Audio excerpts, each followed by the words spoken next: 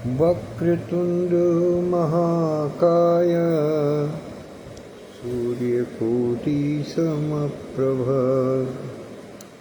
निर्विघ्नं कुरु मे देव सर्वकार्येषु सर्वदा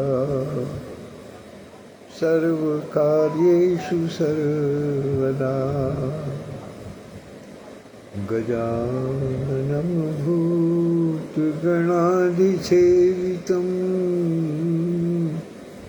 कपित्थजम्बूफलचारुभक्षम् उमासुतं शोकविनाशकारकं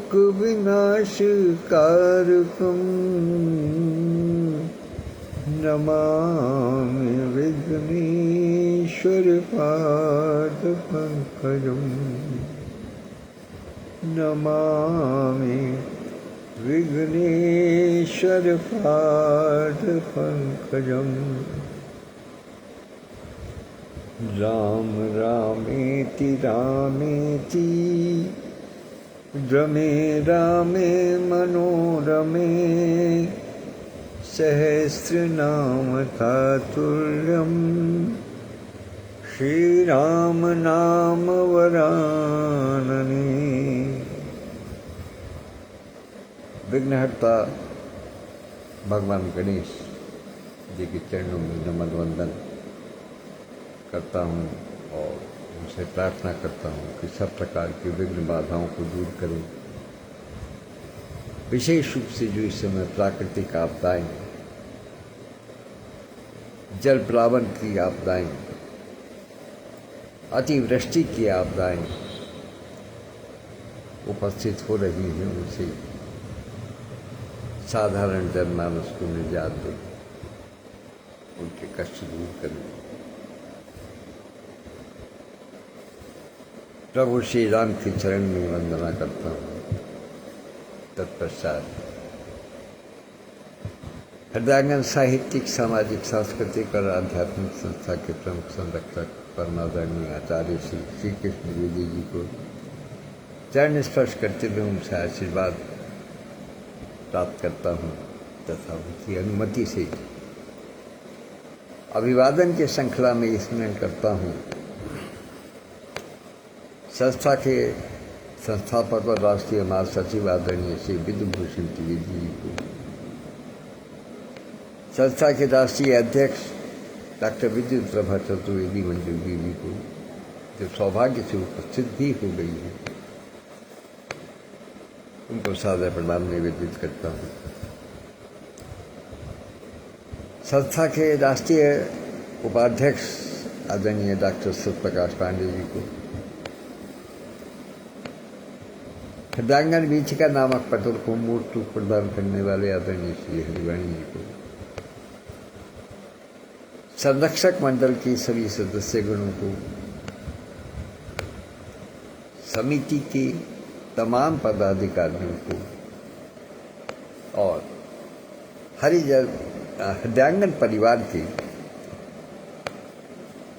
सभी सदस्यों को यथा योग्य अभिवादन प्रस्तुत करता हूँ।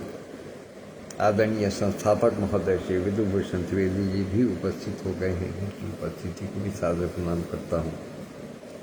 आदरणीय भाई अल्लड़ और सरदार जी, कार्यक्रम संयोजक आदरणीय श्री उमेश मिश्रा जी और भाई अजय गुप्ता जी, सब लोग उपस्थित हैं।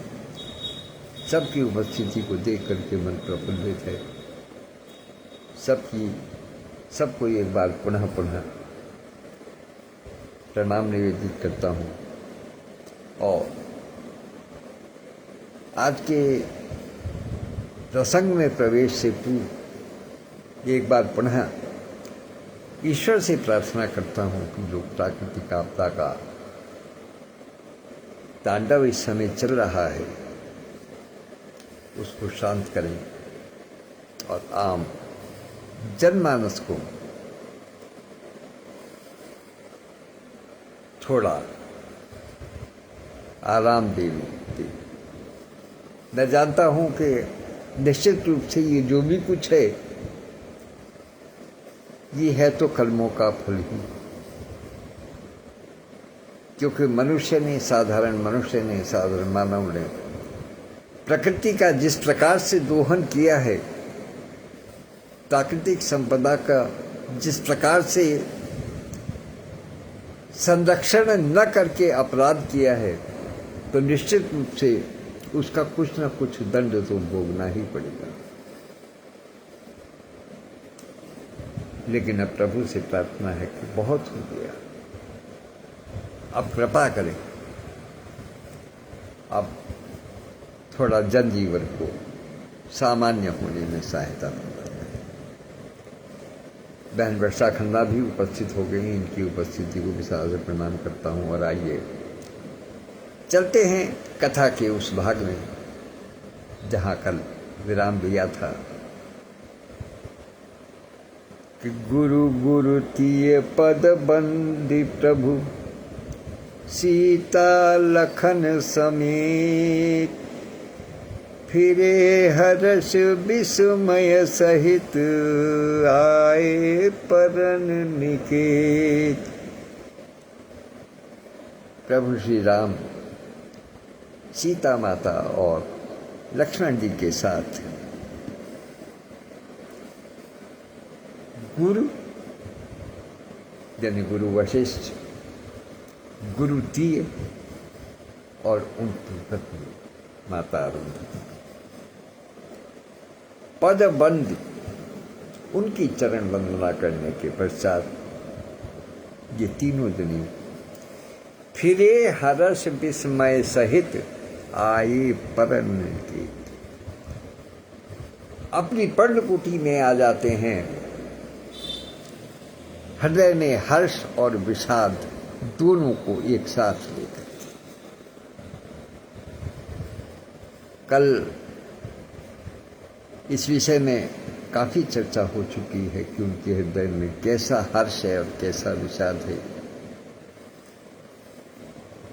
इसलिए आज उस विषय में चर्चा नहीं करेंगे। आज हम इसके आगे बढ़ते हैं। कल मैंने एक बात कही थी कि अब सबको विदा कर दिया है, लेकिन एक शख्स अभी बाकी है, एक विशिष्ट व्यक्तित्व बाकी है जिसको कि उन्हें अभी और विदा करना है। तो विदा कीन सन्माने निषादु,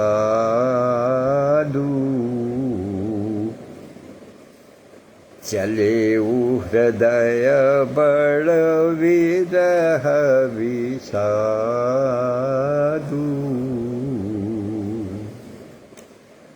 कोल की रात भिल बन चारी, फिरे फिरे जोहारी जोहारी।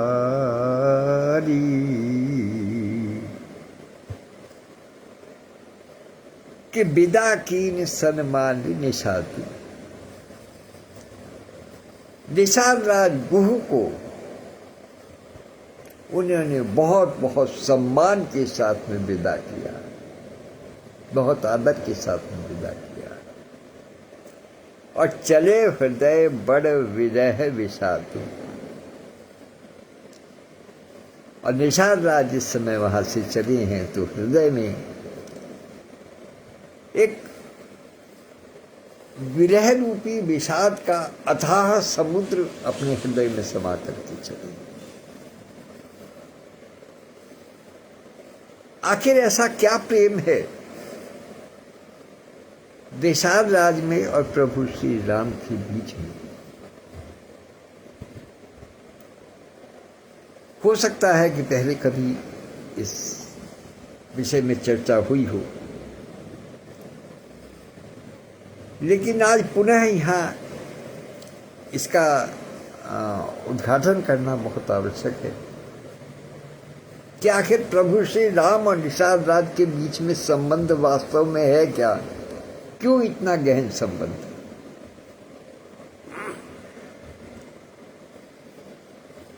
इसके पीछे एक वो आती है, लोक कथा आती है कि एक कन्या थी अयोध्या राज्य में, वो नाविक उसकी थी, परिवार की, मल्लाह परिवार की थी। उसका विवाह हुआ कहीं, उसके एक संतान हुई, पुत्र रत्न उसको प्राप्त हुआ, और उसके कुछ दिनों बाद ही उसके पति का देहांत हो गया। तो जैसे पुराने समय में एक प्रथा थी और छोटे लोगों में निश्चित रूप से कि वो, अब भी बहुत से घरों में ऐसा देखा जाता है कि वो बहू को दोषारोपण कर देते हैं, जैसे ही उसके पति के साथ में कोई दुर्घटना हो जाती है या ससुराल में यदि कोई दुर्घटना हो जाती है तो उसके लिए नई आई बहू को दोषारोपित कर देते हैं और कहीं कहीं उसको निकाल भी देते हैं। वही स्थिति वहां हुई। उस लड़की को, जिसकी गोद में एक बालक था,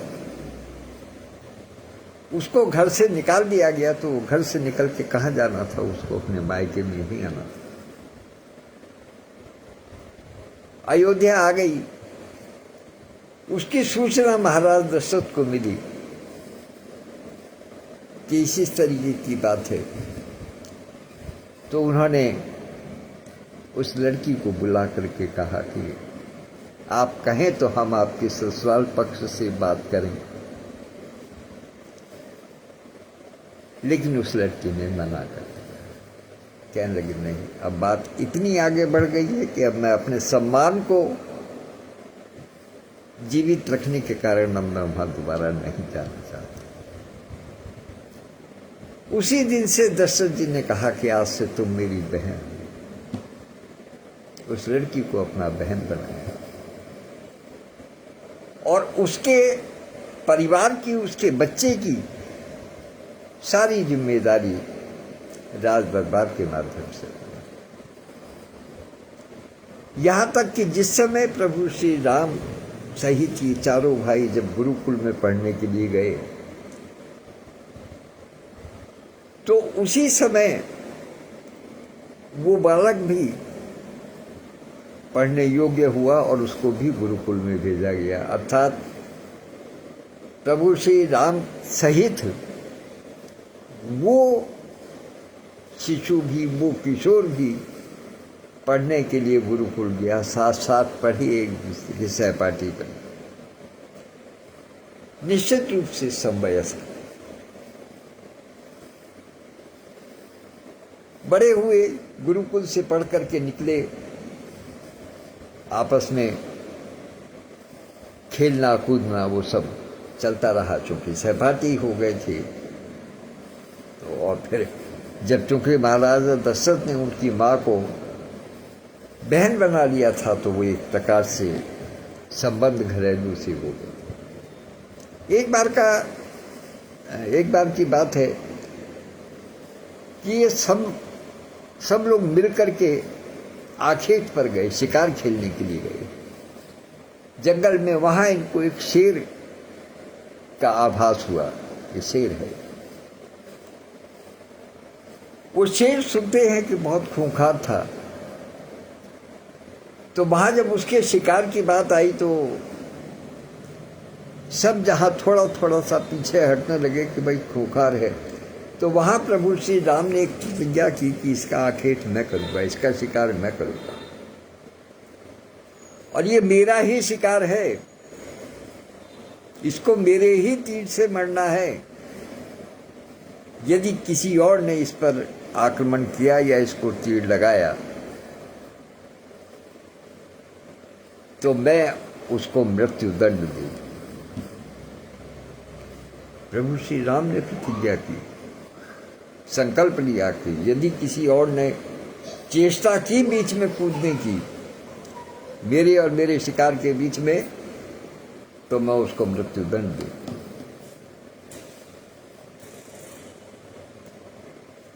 घात प्रतिघात होने लगे, देखने लगे कि कहाँ है, किस प्रकार से है। प्रभु श्री राम अपने धनुष पर प्रत्यंचा चढ़ाए हुए और धनुष बाण को तैयार किए हुए वो इधर उधर विचरण कर रहे थे, देख रहे थे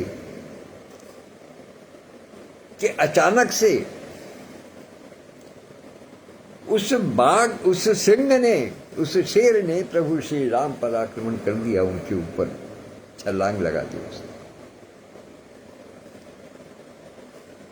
तो जैसे ही उनके इस मित्र ने देखा, इसने तुरंत अपने तीर के माध्यम से उसको मार गिराया, क्योंकि प्रभु श्री राम पर कोई आक्रमण करे और कोई देखता रहे, ये संभव नहीं है। जिसके लिए भी संभव था उसने तुरंत इस कार्य को किया।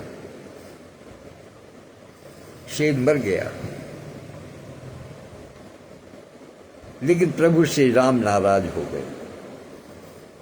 कहने लगे, जब मैंने कहा था कि मेरे और सिंह के बीच में कोई नहीं आएगा, चाहे परिस्थिति कुछ भी क्यों ना हो, तो फिर तुमने ऐसा काम क्यों किया? इसलिए मैं महाराज से कह करके आज तुम्हें मृत्यु दंड दिलवाता हूं। ये सारी बातें दरबार तक पहुंची, महाराज दशरथ के पास तक। तो वो युवक और कोई नहीं था, वो युवक निषाद। महाराज दशरथ ने सारी बात सुनी। उन्होंने प्रभु श्री राम को समझाया कि तुम्हें मृत्यु दंड देना है, ठीक है, तुम्हारा संकल्प भी पूर्ण होगा, लेकिन मेरी एक बात सुन लो। उन्होंने कहा कि किसी व्यक्ति को, किसी सम्मानित व्यक्ति को, किसी ज्ञानी व्यक्ति को यदि आप अपनी आंखों से ओझल कर दें, अपने राष्ट्र से निकाल दें, अपने कक्ष से निकाल दें, उसका तिरस्कार करके उसको निकाल दें, तो वो भी उसके लिए मृत्यु के ही बराबर होता है। इसलिए आज मैं ये आदेश देता हूं कि इसको और इसकी मां को, दोनों को इस राज्य से निष्कासित कर देता हूं। तो इस प्रकार से तुम्हारा जो प्रण है वो पूरा होता है, क्योंकि रघुकुल रीत सदा चली आई, प्राण जाई पर वचन न जाए। इससे तुम्हारा प्रण पूरा होता है। लेकिन एक प्रण मेरा भी है कि मैंने इसकी मां को अपनी बहन बताया है। तो इसलिए तुम्हारी बात को मानते हुए यदि मैं इनको इस राज्य से निष्कासित करता हूं, इनको बाहर निकाल देता हूं, इनको देश निकाला दे देता हूं, तो अपनी बात को रखने के लिए, अपने रिश्ते की लाज को रखने के लिए मैं इस युवक को आज से गंगा नदी के तट पर जो एक संगवेरपुर राज्य है, वहां की जो है वो, वहां का राज्य इसके सुपुर्द करता हूं। तो इस प्रकार से निषाद राज संगवेरपुर के राजा हुए। तो ये एक अंतरंग संबंध है इन दोनों के बीच में, जो संबंध किसी और के साथ में नहीं है। क्योंकि निषाद राज ने प्रभु श्री राम के ऊपर आने वाले सिंह को मार करके उनकी रक्षा की थी। तो इसलिए दोनों के बीच का संबंध और प्रगाढ़ होगा। यही कारण है कि पहले सबको विदा कर दिया, उसके बाद में अंत में विशेष रूप से निषाद राज को विदा किया। और चले हृदय बड़ विरह विषातु, विषाद का, गहरे विषाद का समुद्र जो उनके हृदय में उठ खड़ा हुआ, उसमें जो लहरें उठी, उसका कारण यही था क्योंकि इनका प्रेम अभूतपूर्व है, अपूर्व है। वो दोस्ती का भी है, वो सहपाठी का भी है, वो समवयस्कता का भी है, वो एक दूसरे के प्रति एहसान करना, क्योंकि वो प्रेम के प्रतीक हैं। निषाद राज प्रेम के प्रतीक हैं। इसलिए जो है वो उनसे निश्चित रूप से जहां प्रेम होगा विषाद भी वहीं होगा। विरह, वियोग होने पर जो है वो दुख भी वहीं अधिक होगा। कहते हैं कि किसी की मृत्यु पर कोई आदमी रो रहा है, कोई बहुत ज़्यादा रो रहा है, कोई बहुत दिनों तक रोता है, कोई बहुत बहुत समय तक जो है वो उसकी स्मृति में अपनी आंखें गीली करता है। तो क्या कहा जाता है कि भाई जिससे जितना अधिक संबंध है उसके जाने का उतना ही अधिक दुख होगा। तो इसलिए निषाद राज को विदा करते हुए प्रभु श्री राम के मन में और प्रभु श्री राम से बिछड़ते हुए निषाद राज के मन में अतिरिक्त वियोग का भाव है, अतिरिक्त दुख का सागर उनके दोनों के हृदय में मचल रहा है। तो कोल की रात भिल बन चारी, फेरे फिरे जोहारी जोहारी।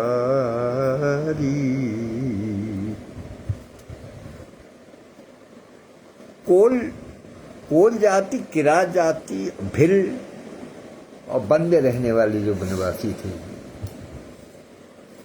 वो सब उनके साथ साथ गए। अब यहां देखिए दोनों किस्म के हैं कि कोल, किरात, भिल और वनचारी, ये सब निषाद राज का भी समाज है, वो भी उनके साथ आया था। और ये वो समाज भी है जो कि प्रभु श्री राम के साथ में चित्रकूट में रहता है, उनकी सानिध्य का लाभ उठाता है, जिन्होंने की सेवा की थी। चित्रकूट के आसपास रहने वाले जो इन जनजाति के लोगों ने दोनों जनक समाज की और अवध के समाज की सेवा की थी, उनको भोजन का, पानी का, उनके नाश्ते का, उनका सब चीज का प्रबंध किया था। तो ये समाज एक प्रकार से दोनों तरफ का था, इधर का भी, यहाँ का भी समाज था और वहां का भी समाज था जो निषाद राज के साथ में था। तो और ये पता कैसे चलता है कि ये दोनों प्रकार का समाज था, चूंकि अगला जो चरण है वो बताता है कि फेरे फिरे, कि जो आए थे वो वापस हो गए, वो फिर गए, और फेरे जो वहां के रहने वाले थे उन्होंने उनको वापस भेजा। फेरे भी और फिरे भी, यानी भेजा भी और स्वयं गए भी। कैसे? जोहारी जोहारी, बार बार एक दूसरे को आभार प्रदर्शित करते हुए, एक दूसरे का सम्मान करते हुए, एक दूसरे के प्रति कृतज्ञता ज्ञापित करते हुए दोनों समाज जो है वो एक दूसरे से विदा हुए। एक ही जाति के हैं, लगभग एक ही परिवार के हैं, लेकिन एक छोड़ने वाला है, एक ढाने वाला है, तो दोनों के बराबर है। तो फेरे फिरे जोहारी जोहारी, एक दूसरे का अभिवादन करते हुए उन्होंने विदा भी किया और विदा हुए भी, दोनों प्रकार। तो प्रभु सिय लखन बैठी बट छाही,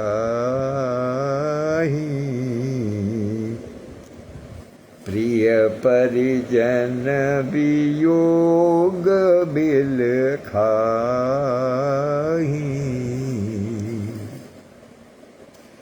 भरत स्नेह सुभाउ सुबानी,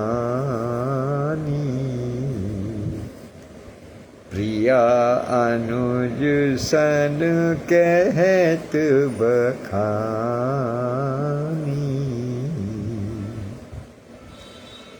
प्रभु सिय लखन बैठी बट छाही,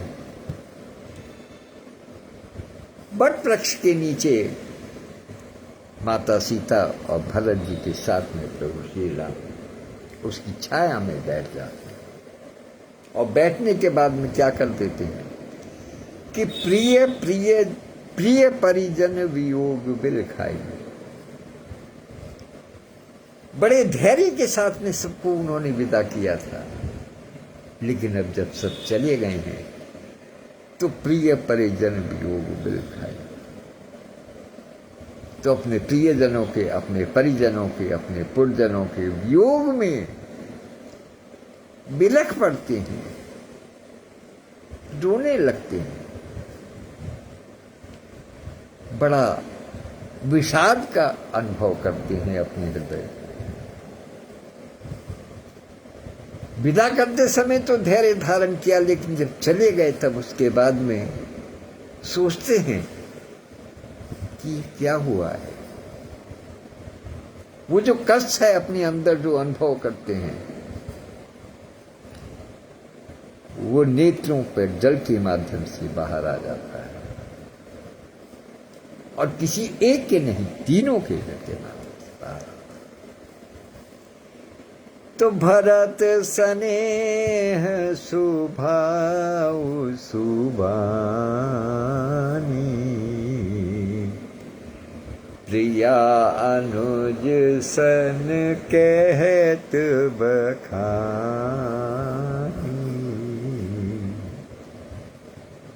प्रभु श्री राम बार बार किसको स्मरण करते हैं? बार बार स्मरण कर रहे हैं भरत जी के स्नेह को, भरत जी के स्नेहिल स्वभाव को, उनके हृदय में उबलते हुए प्रेम के, अनुराग के समुद्र को, और उसकी चर्चा बार बार करते हैं, रोते रोते करते हैं, विषाद के साथ में करते हैं, हर्ष के साथ में करते हैं, और साझा किससे कर रहे हैं? माता जानकी के साथ और भैया लक्ष्मण के साथ। जैसे जब हम किसी को याद करते हैं, स्मरण करते हैं, तो उसकी सारी बातें याद करते हैं, और फिर जो पास में होता है उससे बताते हैं कि अरे देखो वो ऐसा है, वो हमसे कितना प्रेम करता है, उसका स्वभाव कैसा है। तो वही सब उस भरत जी के स्वभाव की, भरत जी के शील की, भरत जी के स्नेह की चर्चा प्रभु श्री राम माता जानकी से और लखनलाल जी से करते हैं। कहाँ? वट वृक्ष की छाया में बैठ करके जब वो तीनों एक साथ बैठते हैं तो हृदय में, तीनों के हृदय में विषाद उमड़ पड़ता है। तो प्रीति प्रतीत बचन मन करनी, श्री मुख राम प्रेम बस भरनी। भरत जी के प्रीत और प्रतीत की व्याख्या करते हैं प्रभु श्री राम, और श्री मुख राम प्रेम बस वरणी। बड़े प्रेम के साथ में भरतलाल जी के स्वभाव की, व्यक्तित्व की, चरित्र की, उनके शील की, स्नेह की चर्चा करते हैं। लेकिन उस चर्चा का प्रभाव क्या होता है? जो चेतन है, जो पास में बैठे हैं, माता जानकी हैं और लक्ष्मण भैया हैं, वो तो दुख से, वो तो उनके कष्ट से दुखी होते ही होते हैं।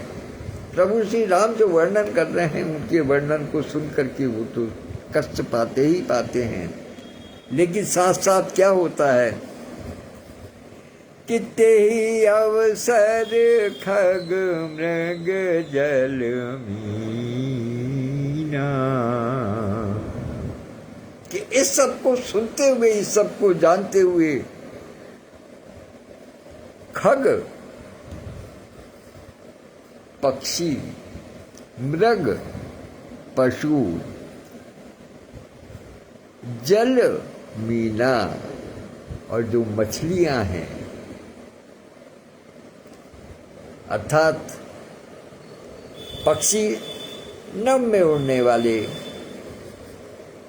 मृग थल पर विचरण करने वाले, और मछली जल में विचरण करने वाले।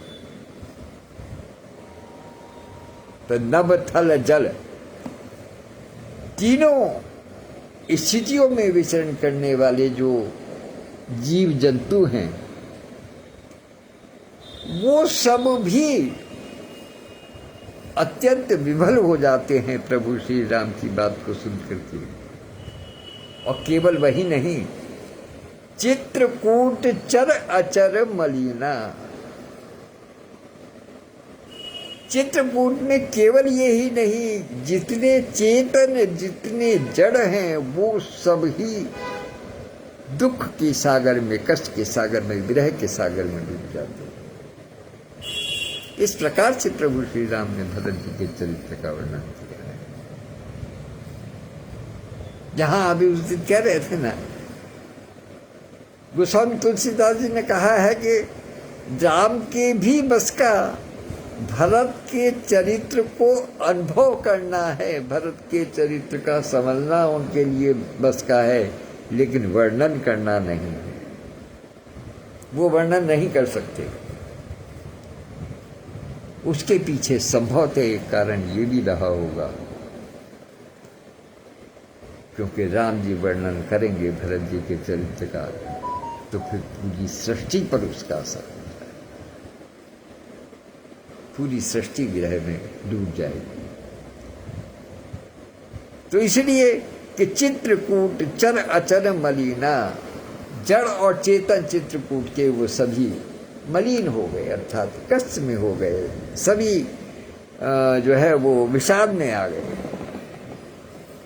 तो जब ऐसी स्थिति हुई, प्रभु के नेत्रों से जल बरस रहा है, माता सीता के, लक्ष्मण भैया के नेत्रों से जल बरस रहा है, खग मृग मीन ये सब दुखी हैं, यहाँ तक कि जड़ और चेतन भी विषाद में डूब गए हैं प्रभु श्री राम के द्वारा भरत जी के चरित्र को सुनने के बाद में। तो विबुध बिलो की दशा रघुवर की, विबुध देवता लोग भी प्रभु श्री राम की दशा को देख करके बहुत कष्ट पाए। वो भी उनकी दशा को देख करके, उनके प्रेम को देख करके, उनके स्नेह को देख करके भरत जी के प्रति जो देवता लोग थे, वो भी बरसी सुमन कही गति घर घर की। प्रभु श्री राम का ध्यान भटकाने के लिए, या कहिएगा कि उनको उस विरह के समुद्र से निकालने के लिए, वो जो देवता लोग ऊपर बैठ कर के प्रभु श्री राम की दशा को देख रहे थे, उनकी स्थिति का अवलोकन कर रहे थे, उन्होंने पुष्पों की वर्षा करनी शुरू की और कही गति घर घर की, अपने अपने घर की व्यथाओं को कहना प्रारंभ किया। किस लिए? इसलिए कि ताकि प्रभु का ध्यान इस अपने कष्ट से हट करके किसी और की तरफ भी केंद्रित हो सके, कहीं उनका ध्यान दूसरी तरफ भी तो जाए। वरना अगर यही स्थिति रहेगी तो जल प्रलय आ जाएगी। प्रभु श्री राम जिस प्रकार से अपने नेत्रों से अश्रु बरसा रहे हैं, भरत जी के कथा का, भरत जी के चरित्र का वर्णन करते हुए, इसलिए उनको ये खतरा हुआ, यह आभास हुआ कि ये स्थिति बड़ी विकट होने जा रही है।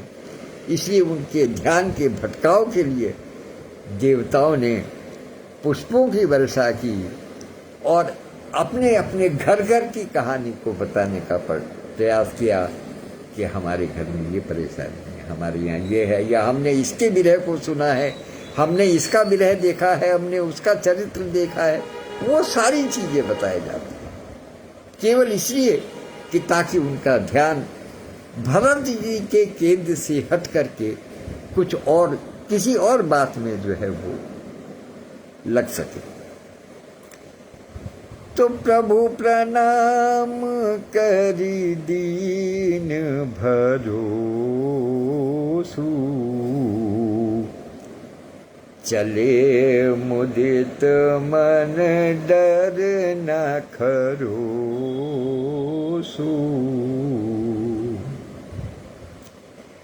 प्रभु प्रणाम करी दीन भरोसु। जब प्रभु ने इस बात को देखा, जब प्रभु श्री राम ने इस बात का अनुभव किया कि देवता लोग क्या कर रहे हैं, क्यों कर रहे हैं, तो उनको एक आत्मबोध होता है। तब वो देवताओं को प्रणाम करके करी प्रणाम, प्रभु प्रणाम करी दीन भरोसु। प्रभु ने उन देवताओं को प्रणाम करके उनको एक आश्वासन दिया, उनको भरोसा दिया। क्या? कि जिस बात से आप अप्रसन्न हैं या जिस कारण से आपने मुझे धरती पर भेजा है, वो कार्य मैं अवश्य ही पूरा करूंगा, इस बात को विश्वास रखिएगा। क्योंकि देवतागण ही तो रावण के अत्याचार से त्रस्त हुए थे, तभी तो ये सारी बात बनी थी। प्रभु श्री राम के आगमन की, उनके अवतार लेने की जो कथा बनी थी वो वहीं से बनी थी। क्योंकि वो त्रिलोक विजयी हो गया था, वो उसके सामने कोई देवता, कोई दैत्य, कोई ठहर नहीं सकता था, कोई मनुष्य, कोई नहीं ठहर सकता। तीनों लोकों में उसके समान कोई योद्धा नहीं था। और फिर जब वो अनाचारी हो गया, अत्याचारी हो गया, तो फिर उससे सब भय खाने लगे। तो उसके भय से मुक्ति के लिए ही प्रभु श्री राम का अवतरण हुआ। तो इनको जब ये लगा देवताओं को कि अरे ये तो यहाँ विरह के सागर में बहे जा रहे हैं प्रभु श्री राम, तो इसलिए उनका ध्यान भटकाने के लिए उन्होंने पुष्पों की वर्षा की। तब प्रभु श्री राम उनके मन की बात को समझ करके उनको प्रणाम करते हुए कहते हैं कि आप चिंता मत कीजिएगा। और जब उनका ऐसा आश्वासन मिला तो चले मुदित मन डर न खरोसो। तो देवताओं के मन में किसी प्रकार का डर नहीं रहा, लेश मात्र भी उनके मन में डर या शंका नहीं रही। और तब वो मुदित मन चले मुदित मन। तब वो अपने अपने घरों के लिए, अपने अपने निवास के लिए, अपने अपने लोक के लिए वो वापस हुए। जब प्रभु श्री राम ने प्रणाम करके उनको विश्वास दिलाया कि आप चिंता मत कीजिएगा, आपका कार्य अवश्य ही सिद्ध होगा। तो सानुज सीय समेत प्रभु राजत परन कुटीर, भगति ज्ञान वैराग्य जनु सोहत धरे शरीर। तो सानुज सीय समेत प्रभु राजत परन कुटीर। प्रभु श्री राम माता जानकी और लक्ष्मण भैया के साथ में पर्णकुटी में शोभा पा रहे हैं, अर्थात उसमें विराजमान हैं। तो उनकी शोभा कैसी है, कैसा लग रहा है उनको देख करके? वो बाबा प्रातः स्मरणीय गोस्वामी तुलसीदास जी कहते हैं कि उनको देख करके ऐसा लगता है जैसे कि भगति ज्ञान वैराग्य जनु सोहत धरे शरीर। कि जैसे भक्ति ज्ञान और वैराग्य के साथ मिलकर के शरीर, स्थूल रूप शरीर धारण करके एक स्थान पर विराजित हो गए। भक्ति कौन? माता जानकी। माता जानकी को रामचरितमानस में अनेकों स्थलों पर भक्ति के रूप में व्याख्यायित किया है, भक्ति के रूप में व्याख्यायित किया है माता जानकी को। प्रभु श्री राम ज्ञान के रूप में,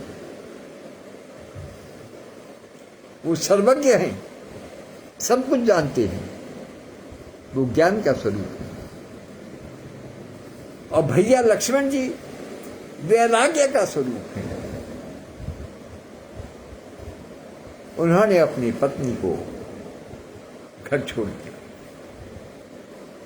वैराग्य ले लिया, उन्होंने संन्यास ले लिया एक प्रकार से। कहते हैं 14 वर्षों तक प्रभु श्री राम की सेवा के लिए लक्ष्मण भैया ने निद्रा का त्याग किया, अपने सारे सुख आराम ऐश्वर्य सब कुछ छोड़ दिया। तो उससे बड़ा विरागी और कौन होगा। तो इस प्रकार से उस समय इस पर्णकुटी में भक्ति ज्ञान और वैराग्य के साथ में बैठे हुए ऐसे लग रहे हैं प्रभु श्री राम सीता और जानकी, प्रभु श्री राम सीता और लक्ष्मण भैया तीनों उस पर्णकुटी में बैठे हुए ऐसे लग रहे हैं जैसे कि मान लिया भक्ति ज्ञान और वैराग्य ने शरीर धारण कर लिया।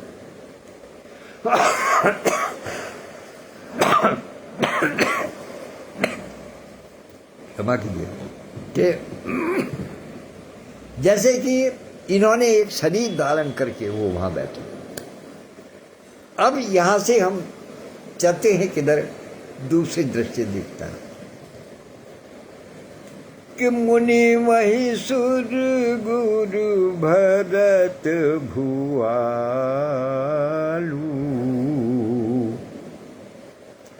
राम बिरह सब साजु बिहालू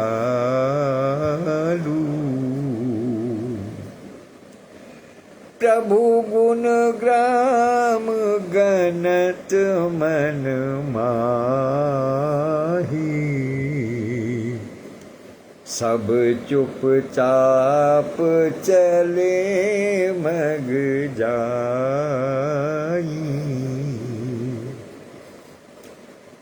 आदरणीय अनुपम शुक्ला दीदी उपस्थित हैं, आदरणीय भाई सतीश सनेजा जी उपस्थित हो गए हैं, उनकी उपस्थिति को भी सादर प्रणाम करता हूँ और इनके अतिरिक्त जो नेपथ्य से सुन रहे हैं उन सबको प्रणाम करता हूँ।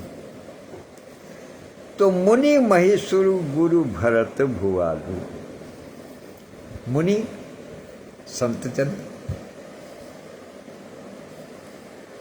महिषुर जैसा कई बार बता चुके हैं ब्राह्मण जन, गुरु गुरु और भरत भुआलू, भरत भुआलू, भरत भी और महाराज जनक भी, इन सबके साथ में मिलकर के राम विरह सब साजु बिहालू, प्रभु श्री राम के विरह में इस सबके हृदय बेहाल हुए जा रहे हैं, व्याकुल हुए जा रहे हैं, क्योंकि अभी उनसे मिलकर के लौट रहे हैं, अभी कहीं पहुंचे नहीं हैं, अभी चले ही हैं वहां से, कि बार बार हृदय में प्रेम का समुद्र हिलोरे ले रहा है, तन रोमांचित हो रहा है, समझ में नहीं आ रहा है कि उनके स्वभाव को याद करके, उनके प्रेम को याद करके, उनके स्वागत सत्कार को याद करके, उनकी नीति को, उनके व्रत को, उनके धर्म को, उनके कर्तव्य को याद करके सब बेहाल हो रहे हैं। अर्थात सब केवल और केवल उन्हीं के बारे में सोच रहे हैं और कुछ दूसरी कोई बात उनके मन में नहीं है, कुछ कोई भी सोच किसी के मन में नहीं है, सबके मन में केवल और केवल प्रभु श्री राम की छवि है और उन्हीं के बारे में सब विचार कर रहे हैं। कौन कौन? मुनि महिषुर गुरु भरत और भुआलू, सब व्याकुल हो रहे हैं प्रभु श्री राम के लिए। तो प्रभु गुण ग्राम गणत मन माही, यहां ग्राम का मतलब कोई गांव नहीं है, बल्कि यहां है प्रभु गुण ग्राम, अर्थात प्रभु के गुणों का समूह, यहाँ ग्राम का मतलब समूह है। प्रभु के गुणों के समूह को मन ही मन गणत गिन रहे हैं। गिनने का मतलब ये नहीं है कि 1 2 3 4, मतलब बार बार उनका स्मरण कर रहे हैं, जैसे उनकी माला से फेर रहे हो अपने हृदय में। प्रभु के गुणों के समूह की माला सी फेरते हुए वो सब चल रहे हैं। और खास बात क्या है कि सब चुपचाप चले मग जाई, कि सब बिल्कुल शांत होकर के चल रहे हैं। कोई किसी से बात करने की स्थिति में नहीं है, कोई बात करना नहीं चाह रहा, क्योंकि सबके मन प्रभु श्री राम के गुणों की विश्लेषण करने में लगे हुए हैं, उनको आत्मसात करने में लगे हुए हैं। विश्लेषण नहीं कह सकते हम उसको। प्रभु श्री राम के गुणों के समूह को आत्मसात करने में हर व्यक्ति लगा हुआ है, जो भी चल रहा है उसमें वापसी के समय जो भी चल रहे हैं, इसलिए सब चुपचाप हैं, कोई कुछ बोल नहीं रहा। किसी के बोलने की कोई आवाज नहीं है, कोई चर्चा नहीं है, कोई परिचर्चा नहीं है, कोई घर की, द्वार की, बाहर की कोई बात नहीं है कि क्या होगा, मौसम कैसा है, चलने में कोई कष्ट है या क्या है, या कितनी दूर रह गए, या अभी कहाँ से चले हैं, कितना समय हुआ, कुछ नहीं, कोई चर्चा नहीं है। चुपचाप बिल्कुल मौन होकर के सब चले जा रहे हैं। किस लिए? क्योंकि उनके सबके हृदय में प्रभु श्री राम का चरित्र चल रहा है, उनके विरह को अनुभव कर रही हैं अपने हृदय से, इसलिए कोई कुछ नहीं बोल रहा। तो जमुना उतरी पार सब भयाऊ, शोभा सरु बिन भोजन गयाऊ। तो पहले दिन वो चित्रकूट से चल करके जब जा रहे थे तब समय अधिक लगा था। सब जानते हैं कि यदि हम किसी, मान लिया अभी हम किसी व्यक्ति का मकान खोजने लगे जिसका हमें केवल एक लैंडमार्क मिला हुआ हो और हम उसको जानते ना हो, पहली बार जा रहे हों, तो जब हम जाते हैं तो हमें समय अधिक लगता है, क्योंकि कभी किसी से पूछते हैं, कभी किसी से पूछते हैं, कभी थकान होती है कि अरे अभी पता नहीं कितनी दूर है, क्या होगा। तो जाते समय निश्चित रूप से अधिक लगता है, लेकिन जब लौटते हैं तो चूंकि पता है हमारे पास एक गोल है कि हमें इस स्थान पर पहुंचना है, तो सरपट दौड़े चले जाते, समय कम लगता है। जैसे एक लाइट एंड नोट में बात करूं कि जब क्रिकेट के मैच को देखते हैं, वनडे हो या T20 हो, तो उसमें जो पहले जो बैटिंग कर रही होती है उसके मन में भय बना रहता है, उसको वो ज़्यादा तेजी से रन बनाने का प्रयास करती है, क्योंकि उसको पता है कि वो जितना करेगी वो एक टारगेट सेट करेगी। उसे पता नहीं है कि उसको क्या बनाना है, उसका टारगेट, उसका लक्ष्य कितना है। वो तो लगातार करने पे लगा रहता है, लेकिन जब दूसरा पक्ष बैटिंग करता है तो उसको पता होता है कि उसका लक्ष्य कहाँ है, इसलिए वो इत्मीनान से भी कर सकता है और तेजी से भी कर सकता है। वो अपने लक्ष्य के अनुसार अपनी गति को निर्धारित कर लेता है। तो इसी प्रकार से जब हम किसी नए स्थान पर किसी नए स्थान की खोज के लिए चलते हैं तो हमको समय ज़्यादा लगता है, लेकिन जब लौटने लगते हैं तो समय कम लगता है। तो इसी प्रकार से एक ही दिन में वो पूरा का पूरा समाज यमुना नदी के तट तक पहुंच गया। लेकिन चूंकि सबके मन में प्रभु श्री राम की चर्चा चल रही थी, उनके गुण का गान हो रहा था, तो इसलिए शोभा सरु बिनु भोजन गयऊं, वो दिन बिना भोजन के किए हुए बीता। किसी ने भोजन की इच्छा जाहिर नहीं की, किसी के मन को भोजन का अभाव प्रतीत नहीं हुआ, किसी को भूख नहीं लगी। बिना भोजन किए हुए वो बस चलते चले गए, क्योंकि उन्हें पता ही नहीं चला। वो तो प्रभु श्री राम के गुणगान को करने में लगे हुए थे। और जब प्रभु श्री राम का, प्रभु का, भगवान का जब स्मरण हृदय में चलता है तो फिर उस समय और कुछ नहीं सूझता है। ना भूख है, ना प्यास है, ना थकावट है, न श्रम है, ना परिश्रम है, कुछ नहीं है। फिर तो बस आदमी अपने कर्म में लगा हुआ है और अंदर उसके जपन चल रहा है, भजन चल रहा है, स्मरण चल रहा है। तो इसलिए पहले दिन जमुना नदी पर पहुंचे, जमुना के पार उतरे और उतरी देव सरी दूसर बासु। और दूसरे दिन माता गंगा को पार किया और राम सखा सब कीन सुपासु। गंगा पार कहाँ? दूसरे दिन उन्होंने गंगा पार किया। तो कहाँ गंगा पार? शृंगवेरपुर, महाराज निषाद राज की धरती पर, उनके राज्य में। तो निषाद राज ने सबके लिए सुंदर व्यवस्था की वहां, क्योंकि वो तो वहां के शासक थे। उन्होंने आज्ञा दी तो सबके लिए बहुत सुंदर हर प्रकार के व्यवस्था, उनके लिए भोजन की, खाने की, पीने की, हर प्रकार की व्यवस्था जो है वो वहां पर की गई। तो इस प्रकार से दूसरा दिन बीतते बीतते जो है वो शृंगवेरपुर पहुंच गए। अब सही उतरी गोमती नहाए।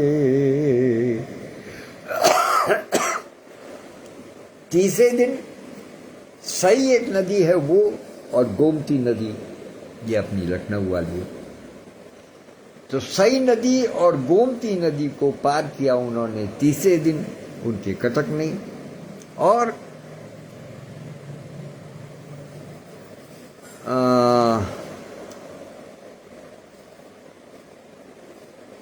चौथे दिवस अवधपुर आए।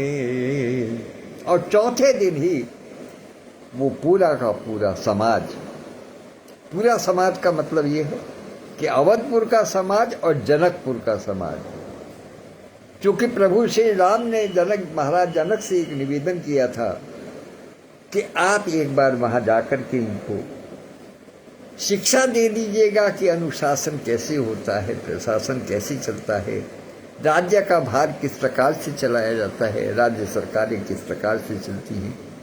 तो इसलिए महाराजा जनक का समाज भी और अवध का समाज भी, दोनों के दोनों समाज चौथे दिन अवधपुरी में पदार्पण कर लेते हैं, अवधपुर पहुंच जाते हैं। और जनक रहे पूर्वासर चारी। जनक जी अवधपुरी में 4 दिन निवास किया। जनक जी ने अवधपुरी में 4 दिन निवास किया और राज काज सब साज संभारी। और उन्होंने सारे राजकाज को अच्छी तरीके से संभाल लिया, क्योंकि लंबा समय बीत गया था। चक्रवर्ती सम्राट के परलोक गमन के बाद से सारी व्यवस्थाएं अस्त व्यस्त हो गई थी। यद्यपि भरत जी ने योग्य सचिवों के हाथ में, योग्य पार्षदों के हाथ में राज्य की बागडोर सौंप करके वो गए थे, लेकिन फिर भी एक राजा का होना और पार्षदों के हाथ में व्यवस्था बनना, दोनों में बहुत भारी अंतर होता है। इसलिए उस अंतर को देखते हुए, उस सारे काम काज की समीक्षा करते हुए जनक जी वहाँ पर उस अवधपुरी में वापस लौटता, चित्रकूट से वापस लौटते हुए 4 दिन तक रहे।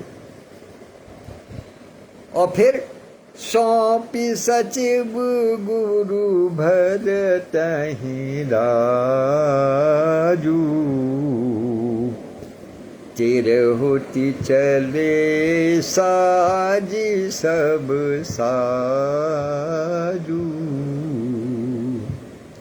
सौंप सचिव गुरु भरतहि राजू। जनक महाराज ने तीनों को अपने अपने कार्य सौंप दिए, तीनों को व्यवस्थाएं सौंप दी। किस किस को? सचिव, कि सचिव का क्या काम है, सचिव को क्या करना है, उसका कार्य उसको समझा दिया। भरत जी को उनके कार्य समझा दिए, और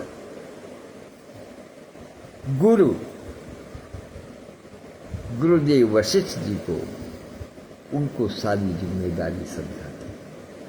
तीनों को सारी अपनी अपनी जिम्मेदारियां समझाने के बाद में, सौंपने के बाद में, तेरे होती चले साजी सब साजू। जनक जी महाराज अपने राज्य मिथिलापुरी के लिए सारा सामान सजा करके चल दिए, विदा हुए। तो नगर नारी नर गुरु सिख मानी, बसे सुखेन राम रजधानी।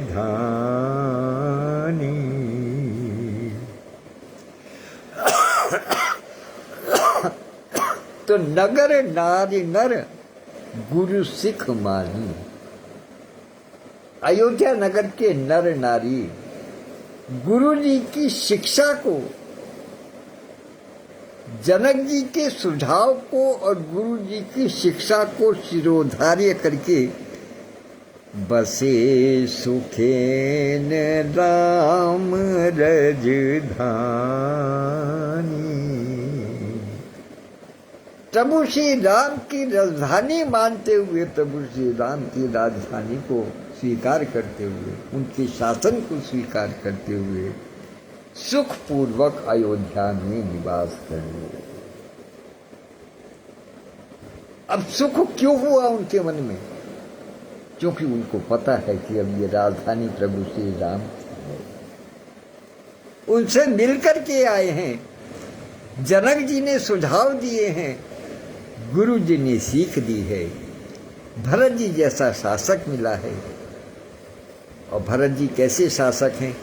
जो कि अपने सारे कार्यों के लिए प्रभु श्री राम द्वारा प्रदत्त चरण पादुकाओं से आज्ञा लेते, ऐसे शासक हैं, सन्यासी प्रवृत्ति के शासक हैं।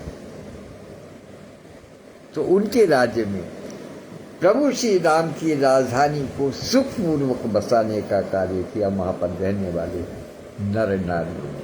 अर्थात अब वहां किसी प्रकार का कोई दुख नहीं था, कोई कष्ट नहीं था, कोई चिंता नहीं थी, क्योंकि अब वो राजधानी चक्रवर्ती सम्राट के न रहने के कारण उदास नहीं थी, बल्कि उन्होंने उसको स्वीकार कर लिया था कि अब ये प्रभु श्री राम की राजधानी है, इसलिए यहाँ केवल और केवल सुख का ही वास होगा। तो राम दरस लगी लोग सब करत नेम उपवास, तजी तजी भूषण भोग सुख जियत अवधि की आस।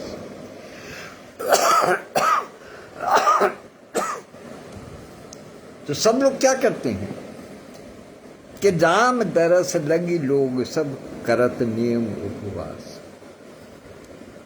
प्रभु श्री राम के दर्शन की लालसा को लेकर के या उनके दर्शन से कुछ सीख करके वहाँ के सब नर नारी, वहाँ के सब निवासी नियम व्रत का पालन करते हैं, उपवास करते हैं, शुद्धता के साथ में अपने जीवन का निर्वहन करते हैं। शुचिता उनके जीवन का परम लक्ष्य बन गई है। शुचिता के साथ में अपने जीवन का निर्वहन करते हैं, व्रत करते हैं, उपवास करते हैं, नियम से रहते हैं, क्योंकि उन्हें पता है, क्या पता है कि प्रभु श्री राम के दर्शन होने हैं। प्रभु श्री राम के दर्शन होने हैं तो तज तज भूषण भोग सुख, नाना प्रकार के सुखों के भोग का त्याग करके अयोध्यावासी नर नारियों ने अपने तमाम सुखों का त्याग कर दिया। किस लिए, किस कारण उन्होंने त्याग कर दिया? कि जियत अवधि की आस, अवधि की आस, जो 14 वर्ष की अवधि का जो वादा, जो संकल्प लिया है प्रभु श्री राम ने, जो वो किया है, वादा किया है, उस अवधि का ध्यान करते हुए वो जी रही है। और जब कोई व्यक्ति किसी लक्ष्य को सामने रख करके जब कोई जीवन यापन करता है तो फिर उसे और कोई सुख दुख कोई भी उसको विचलित नहीं करता। इसलिए सांसारिक भोग, भूषण, आभूषण, वस्त्र, लालसा कुछ नहीं रहती, उन्होंने सबको त्याग दिया है, सबको त्याग दिया है, क्योंकि उनको केवल अवधि की आस है। वो जीते हैं केवल एक अवधि की आशा में कि इस अवधि के बाद में हमारे दिन बहुरे, अवश्य ही बहुरे। तो इसलिए वो अवधि की आशा पर जी रहे हैं, अवधि की आशा पर। तो आज यहीं विराम लेते हैं। 1 घंटा 2 मिनट हो गए हैं। यद्यपि चाहता था कि एक चौपाई और हो, लेकिन अंतर कथाओं के कारण, कुछ विशेष मन के भावों के कारण संभव नहीं हो पा रहा है। इसलिए आज की रात यहीं विराम करते हैं। कल पुनः 8 बजे फिर आपकी सेवा में उपस्थित होंगे। अब बहुत थोड़ा प्रसंग रह गया है, चूँकि भरत जी अवधपुरी पहुँच चुके हैं। अब वहाँ का हल्का वर्णन कि किस प्रकार से फिर वो नंदीग्राम में अपना निवास बनाते हैं या क्या क्या परिस्थितियाँ बनती हैं, अब केवल वही अंश बाकी है। आशा है कि उसको हम सब देखेंगे, अवलोकन करेंगे, उसको चिंतन मनन भी करेंगे। तो एक बार पुनः जो सभी हमारे साथी, हमारे मित्र, हमारे परिजन, हमारे शुभचिंतक उपस्थित हैं, उनको सादर प्रणाम करता हूँ, आभार व्यक्त करता हूँ। और कल 8 बजे आपके सब पुनः उपस्थित होंगे। तब तक के लिए आगे धन्यवाद, नमस्कार। और चलते चलते एक बार पुनः प्रभु श्री राम से प्रार्थना करता हूँ कि जो प्राकृतिक आपदाएं आई हुई हैं वो शांत करें, साधारण जनमानस को सुख का अनुभव कराएं। अब बहुत हुआ है। आज एकादशी का दिन है और आज प्रभु श्री राम के पास से भरत जी अयोध्या को वापस लौटे हैं। कैसी कैसी लीलाएं हैं कि मैं ये बताना भी भूल गया कि आज एकादशी के दिन हमारी पूज्य माता जी का श्राद्ध होता है। माता जी ने एकादशी के दिन अपने प्राणों का त्याग किया था। तो इसलिए उस दिव्य आत्मा को सादर प्रणाम करता, सादर प्रणाम। सादर